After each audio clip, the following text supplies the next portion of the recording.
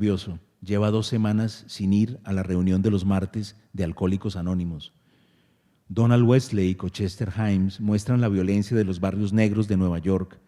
Harlem es el centro del mundo. El tráfico de drogas estimula los nervios de los vagos y llueven ríos de billetes que muy pronto se convierten en balazos por la espalda y en puñaladas. El espíritu se contamina de una dicha neblinosa, pero el humo del crack quema los pulmones y los jóvenes muy pronto escupen sangre. La vida más que nunca es el breve lapso entre un coito violento y el depósito de cadáveres. Bret Easton Ellis lleva las cosas aún más lejos y su asesino, un yuppie de Wall Street, mata mendigos por el placer de ver correr la sangre y a bellas mujeres para comérselas, no en el sentido sexual, sino gourmet. Las tasajea y se las come. Guarda los restos en la nevera. Es el ancestro de Hannibal Lecter. Estos refinados asesinos demuestran que para matar no es absolutamente indispensable ser un resentido social, tener motivos crematísticos o haber sido violado en el orfanato. Las infancias ricas y sobreprotegidas, las vidas nobles rodeadas de arte y filosofía también pueden llevar al crimen. La desidia ante la suerte o el dolor ajenos es un fenómeno democrático. Schopenhauer, Kant, Stravinsky no son antídotos. El ser humano, grosso modo, es alguien con mucho miedo y los nervios destrozados, alguien peligroso y a la vez entrañable. La ciudad es también la madre de la novela negra en América Latina. Nuestras nobles, villanas, presuntuosas aldeas están llenas de oscuridad en medio de la luz y en ellas no todo lo que brilla es oro. A veces, demasiado frecuentemente, lo que brilla es el cañón de una mini Uzi o de una Browning con silenciador. La narrativa negra de nuestras urbes usa el modelo de Estados Unidos, pero le suma algo nuevo, el compromiso político, el compromiso con la realidad. Paco Ignacio Taibo II contra las fuerzas oscuras del represor presidente Díaz Ordaz en los años 70 mexicanos. Rubén Fonseca vagabundeando entre los escombros de la megalópolis de Río de Janeiro y sus calcinados sobrevivientes. Juan Sasturain y su catálogo de perdedores en un Buenos Aires vespertino, al acecho de los Ford Falcon verde oliva. Leonardo Padura en Cuba, con su policía Mario Conde, que quiere ser novelista telúrico y bebe ron al clima desde muy temprano. Son los años 70 y 80 del pasado siglo.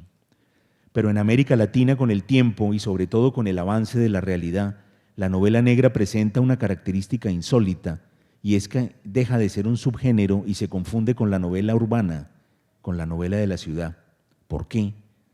Es la negra realidad, la infinitamente oscura realidad de algunas de nuestras ciudades, lo que le da el color predominante a la novela, el sombreado, los grises de fondo y el violeta, que puede ser también el de la sangre.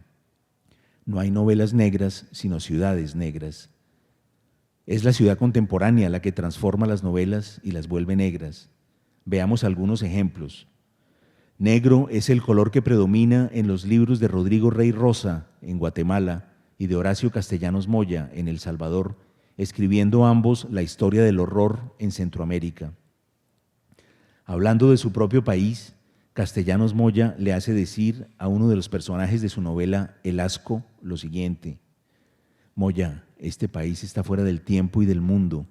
Solo existió cuando hubo carnicería, solo existió gracias a los miles de asesinados, gracias a la capacidad criminal de los militares y los comunistas.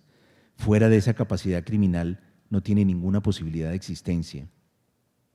Rodrigo Rey Rosa nos habla también de su ciudad y de su país al inicio de su novela Piedras Encantadas. Guatemala, Centroamérica, el país más hermoso, la gente más fea. Guatemala, la pequeña república donde la pena de muerte no fue abolida nunca, donde el linchamiento ha sido la única manifestación perdurable de organización social.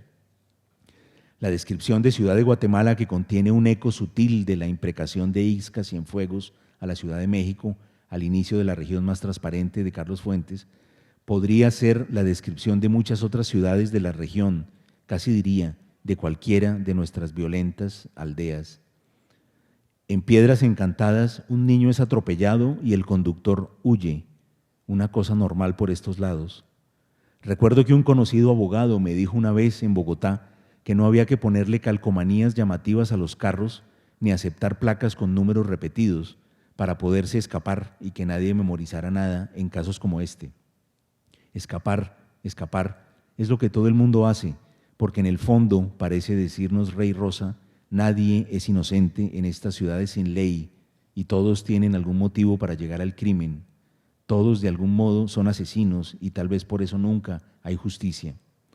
Aún si se esclarece el crimen, no se condena a nadie. No se recupera la armonía por medio de la ley como en la novela anglosajona. Pero es que ellos son protestantes y creen en otros principios. Las leyes humanas deben triunfar y el orden, temporalmente deshecho por una anomalía, debe restablecerse. Nosotros, en cambio, somos hijos de la contrarreforma, del hombre que reta a Dios y sus leyes y después es perdonado. Nuestro antepasado es un Juan Tenorio sentado en una cafetería de Ciudad Guatemala o Monterrey, esperando que no empiece una balacera y pueda terminar tranquilo su desayuno. En América Latina, el formato de la novela anglosajona importada de la literatura de Estados Unidos se da vuelta, porque el triunfo de la ley es poco realista. Por eso la figura del detective se usa poco. El detective representa la ley y por lo tanto si él accede a la verdad, automáticamente la ley triunfa. ¿Podría esto ser creíble? Puede incluso que sí, aunque muy de vez en cuando. Por eso el detective en América Latina es más bien una metáfora, un modo de mirar, un modo romántico de estar solo. Es también un modo de ser poeta. Soñé que era un detective latinoamericano muy viejo, dice Roberto Bolaño en un poema. Vivía en Nueva York y Mark Twain me contrataba para salvarle la vida a alguien que no tenía rostro.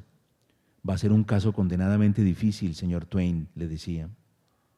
Una de las mejores novelas publicadas en español en las últimas décadas y se llama Los detectives salvajes y sus personajes son poetas, no detectives. Soñé que era un detective viejo y enfermo y que buscaba gente perdida hace tiempo. A veces me miraba casualmente en un espejo y reconocía a Roberto Bolaño, dice en otro poema. El triunfo de la novela urbana en América Latina es otro de los motivos del auge de la temática negra en las novelas, de ese modo de radiografiar la realidad de una ciudad y de una sociedad que permite el método de la novela negra. Esto lo podemos ver en mi país, en Colombia, en libros muy conocidos y que retratan nuestra realidad. El mundo sicarial de Rosario Tijeras, de Jorge Franco, la demencia de un veterano de Vietnam en Satanás, de Mario Mendoza, o la vida privada de un narcotraficante en El ruido de las cosas al caer, de Juan Gabriel Vázquez. Todas ellas son excelentes novelas a secas, pero también pueden verse como formas no convencionales de novela negra, en la medida en que desentrañan e interrogan la realidad a través de sus dolencias, sus fracturas, sus anomalías. La literatura y la ciudad. Desde su primera novela, La ciudad de los umbrales, Mario Mendoza se dio a la tarea literaria de interrogar la ciudad, en su caso Bogotá, haciendo de ella una presentación que se emparenta a su vez con la de Ciudad Guatemala de Rey Rosa y con el DF de Carlos Fuentes. Dice así: al fondo, allá abajo, la ciudad parpadeaba y comprendía. Bogotá, ciudad flamen entregada al culto de un Dios desconocido. Bogotá, ciudad nictálope, envenenada de sombras y tinieblas que convierten cada casa en un burdel, cada parque en un cementerio, cada ciudadano en un cadáver aferrado a la vida con desesperación. Bogotá, clítoris monstruoso que te desangras en las bienaventuranzas de tu extraño y promiscuo delirio. Bogotá, ciudad de besánicos y mendigos, destruidos por las caricias de un suplicio terebrante, hora de despojos humanos que son la promesa de una hecatombe. Bogotá, rostro de la infamia. Bogotá, sin escritores que te busquen y te inventen. Bogotá, yo tampoco puedo hacer nada por ti.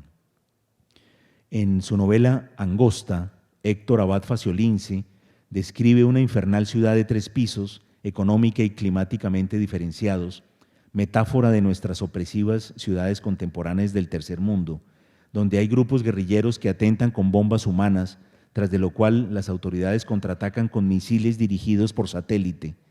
Esto ha creado una terrible situación de orden público. Las medidas de seguridad son oprimentes y todo el mundo es sospechoso. Dice el libro, miradas torvas y llenas de sospecha tratan de identificar a cualquier portador de la peste. Todos los que vienen de abajo, sobre todo si son calentanos, pueden llevar por dentro la semilla de la muerte. Las ciudades. Elmer Mendoza, el novelista del mundo del narco, dice al principio de Balas de Plata: la modernidad de una ciudad se mide por las armas que truenan en sus calles. Su discípulo más joven, Yuri Herrera,